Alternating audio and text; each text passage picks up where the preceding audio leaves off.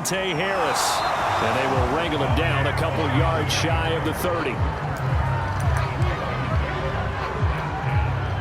The Panthers out there and ready to begin their next drive as they go to work with 12 seconds on the clock. They'll indeed try to run it out as they start on the ground. And he'll just push his way forward for a few as the clock will run. Now a timeout taken. Perhaps a chance for one more quick play and then another timeout if they hurry. We'll see. To throw on second down. McKee. And he will find the open man. It's DJ Moore.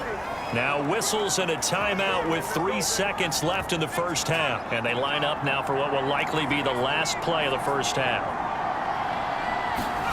A final shot before break.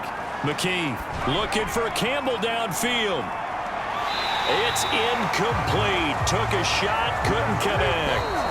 And just like that, on we head to half number 2. A trip to the NFC title game hanging in the balance. Second half action back underway. From a couple yards deep, he'll bring it out of the end zone.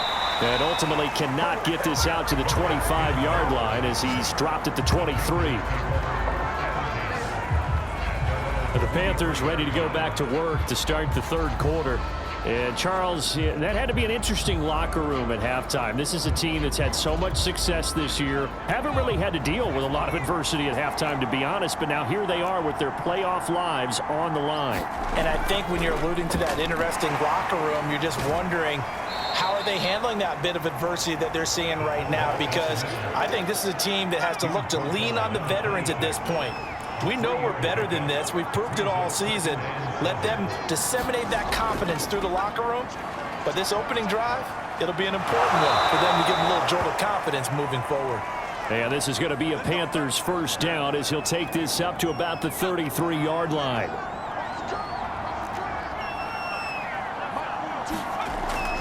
They turn to the fullback, Gillespie. And he'll get this up to about the 40. It's a 7-yard carry to set them up with a 2nd and 3.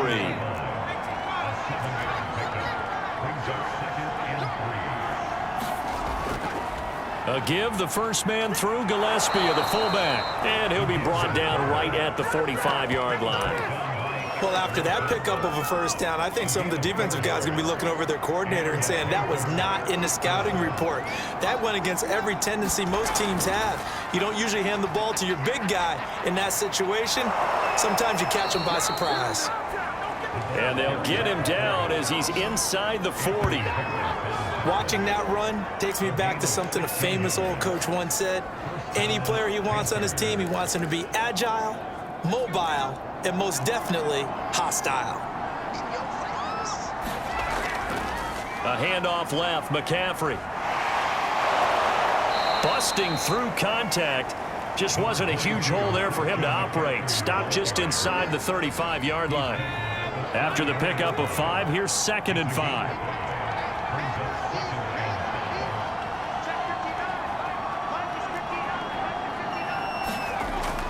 Now they'll switch it up here and look to throw.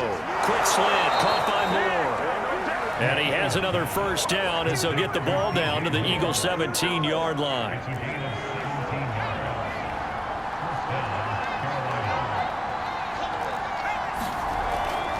Well, they've gone to their fullback quite a bit. He'll get it again. Trying to keep those big legs churning, but he's going to go down in the backfield. He'll lose a yard there, and it's 2nd and 11.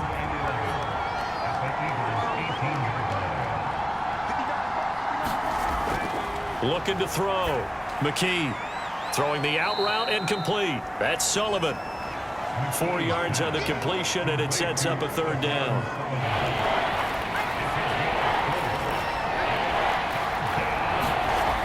Back to throw. McKee. This is caught. Touchdown. A great effort there. His 2nd touchdown of the night. And the Panthers have got it back to a 1-score game. I know Paul Revere talked about by land or by sea, right? You know, one by land, two by sea. He didn't mention air because right now we're seeing a big-time performance, aren't we? That's 2 touchdowns so far in this game. Where'd you pull that one from? And, you know, every now and then I actually listened in history class.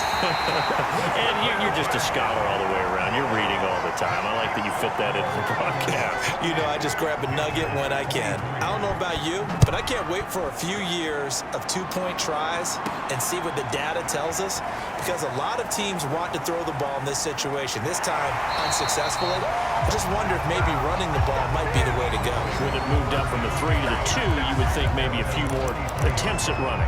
I think stats over time may bear out that running the ball will at least be the equal of throwing it in that situation. On first down, Huntley, and they're able to get this one across the 35. He's obviously a bit of a shorter running back. Sometimes when he goes up the middle like that, he gets lost in there, and then he pops out for 10, 20 yards. I actually asked NFL linebackers if that was true. Do you actually lose sight of some of the smaller running backs? And all of them confirmed that that can be a problem. Think of it this way. 2 of the top running backs in NFL history, Emmitt Smith, Barry Sanders, both 5'10". A good run, got 7 on first. Here's 2nd and 3.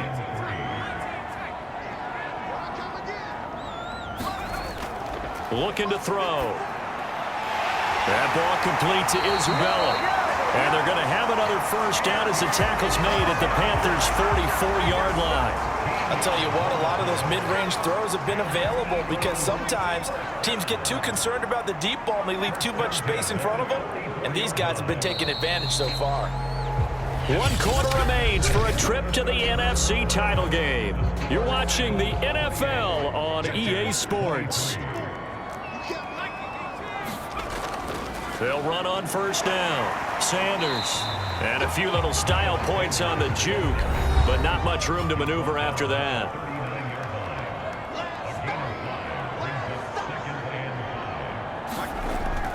Second down, back to Sanders. And tackled down after a gain of 3. Leaves him with 1 yard to go on third down. On third down, they'll run it with Sanders. And he gets it to the 34. Good enough for the first.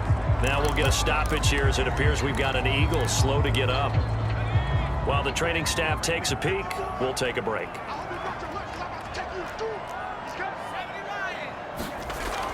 On first down, it's Sanders. And he's going to get a solid gain of 9 before being brought down. 2nd and right at a yard. If you can keep getting gains like that, Charles, with the lead here in the 4th quarter, I mean, keep running it, right? No doubt about it, but what the offense coordinator has to do is understand they're going to continue to stack the line of scrimmage. What runs do you have in your arsenal that'll work against a stacked box and continue to move the ball?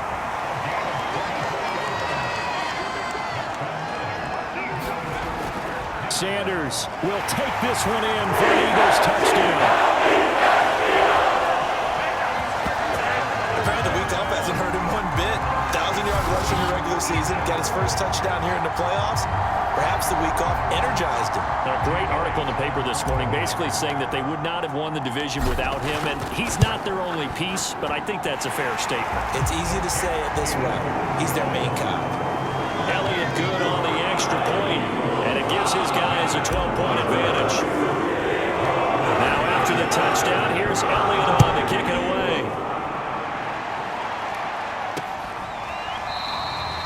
And it'll come out to the 25 as he will not attempt to return. The Carolina offense about ready to go. And this could be the defining moment of their season, all hyperbole aside. You're trailing here in the 4th quarter, the divisional round, and they need to come up with something as they get this drive started. Throwing on first down, McKee. And a quick throw here, that's complete. And this will be a gain of 5 as he gets it to the 30.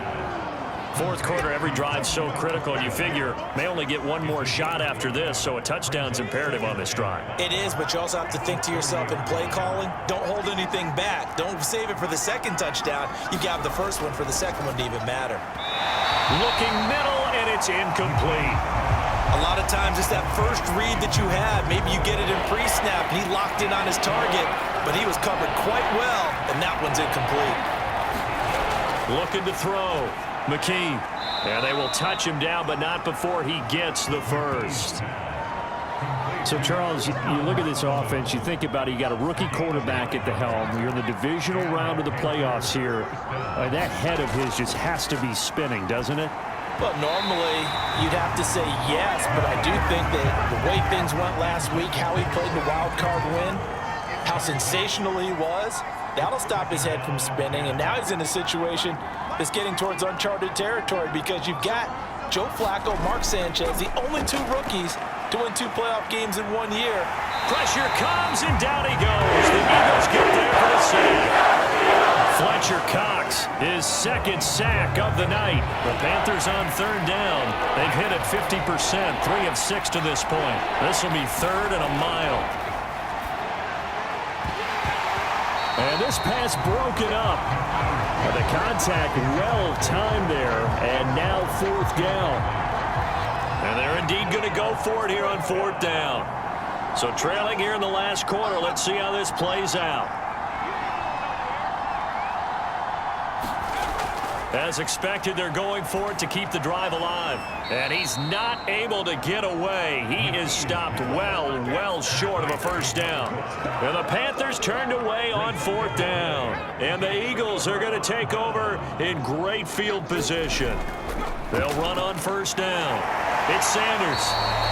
106 yards rushing for him now in the ball game as he is trying to will his guys to the championship round next weekend. 2nd down, back to Sanders. And he's got some space here. And he gets this one inside the 15, just a yard or 2 shy of the 10. Brandon, every great running backs coach I've talked with has always talked about when you have great vision, you're not consciously thinking about your cuts and your moves. You're just doing them. And I think that's what we're seeing tonight. He's about to run them into submission.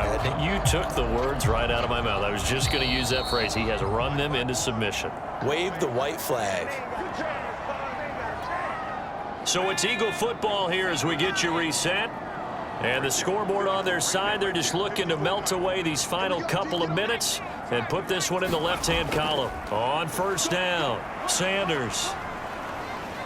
And here he'll get it down to the 7. And quickly we're going to get another stop here with 1:54 left as they call the timeout defensively.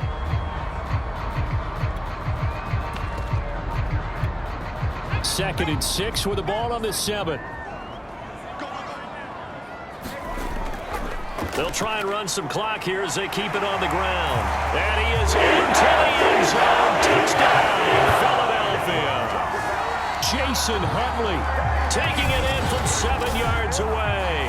And the Eagles are moving closer to a date now in the NFC Championship game as they're able to extend this 4th quarter lead. Elliott good with a PAT, and that will make this a 19-point game. A drive there of just 4 plays. And in the end, it's capped off by a 7-yard run.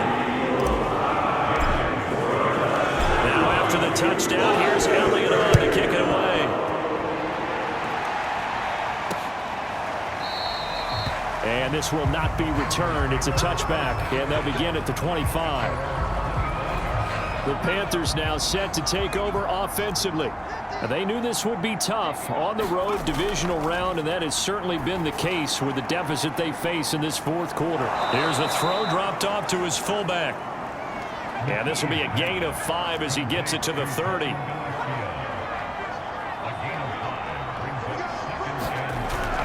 Looking to throw on 2nd down. McKee.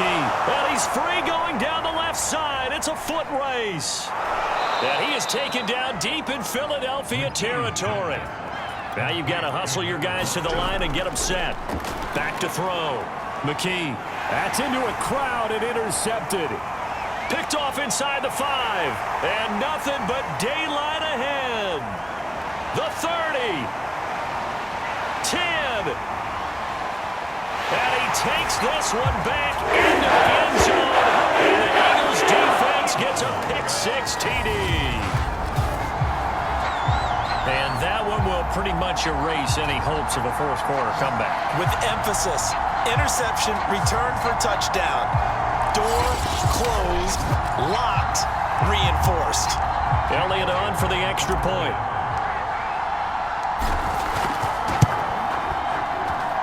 And that will bump the lead up to 26.